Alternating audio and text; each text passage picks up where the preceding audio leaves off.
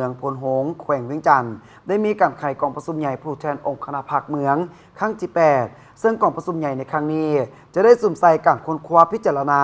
รับรองเอาหางรายงานการเมืองแผนพัฒนาเศรษฐกิจสังคม5ปีและทิศทางคาดหมายสู่โซนในซุ้มปีต่อหน้ากองประชุมใหญ่ผู้แทนองค์คณะพรรคเมืองพลหงส์แขวงเวียงจันทร์ครั้งที่8ได้ไขขึ้นในมื้อวันที่10-11 มีนาคมปี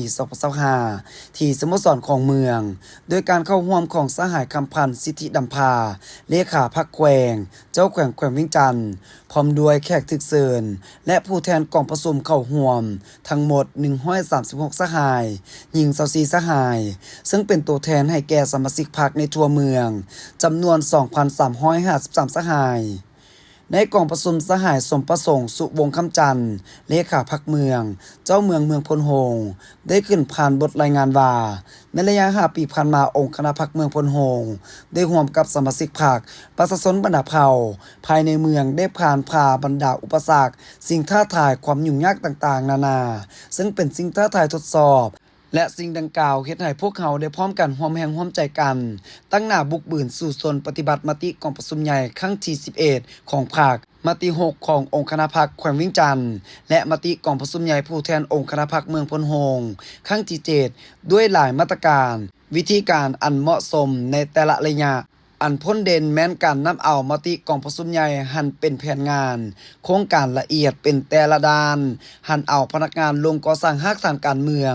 พัฒนาชนบทรอบด้านตาม4เนื้อใน4คาดหมายและสุขอยู่เวียกงาน3สร้างเข้าสู่ลวงเลิกเอาใจใส่นำพาศึกษาอบรมการเมืองแนวคิดให้แก่สมาชิกพรรคพนักงานรัฐกรและประชาชนบรรดาเผ่ารับรู้เข้าใจแจ้งเพื่อเข้าร่วมปฏิบัติแนวทางนโยบายของพรรคระเบียบกฎหมายของรัฐพร้อมทั้งเสื่อมซึมกำแน่นเห็นได้กลอุบายเล่ห์เหลี่ยมของศัตรูในระยะใหม่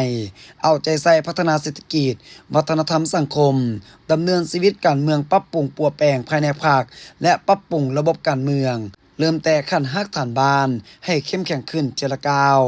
สหายยังกล่าวอีกว่ากองประชุมใหญ่ในครั้งนี้จะได้สุ่มใส่การค้นคว้าพิจารณารับรองเอาหางรายงานการเมืองแผนพัฒนาเศรษฐกิจสังคม5ปีและทิศทางคาดหมายสู่ชนในซุ้มปีต่อหน้าและค้นคว้ารับรองเอาบทสำรวจการนำพารวมของคณะพรรคเมืองพลหงส์สมัยที่7พร้อมนี้จะได้ดำเนินการปอนบัตรเลือกตั้งเอาคณะบริหารงานพรรคเมืองสุดใหม่เพื่อสืบต่อนำพาจัดตั้งผันขยายมติกองประชุมใหญ่ครั้งที่8ให้ปรากฏผลเป็นจริง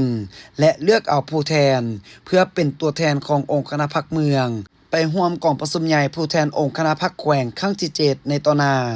พิเศษกองประชุมใหญ่ในครั้งนี้จะได้รับฟังการโอ้ลมจากสหายคำพันธ์สิทธิดำพาเลขาพรรคแขวงเจ้าแขวงเวียงจันทร์ซึ่งจะเป็นทิศชี้นำทางด้านแนวคิดทฤษฎีพฤติกรรมตัวจริงให้แก่คณะบริหารงานพรรคเมืองสุดใหม่และผู้แทนกองประชุม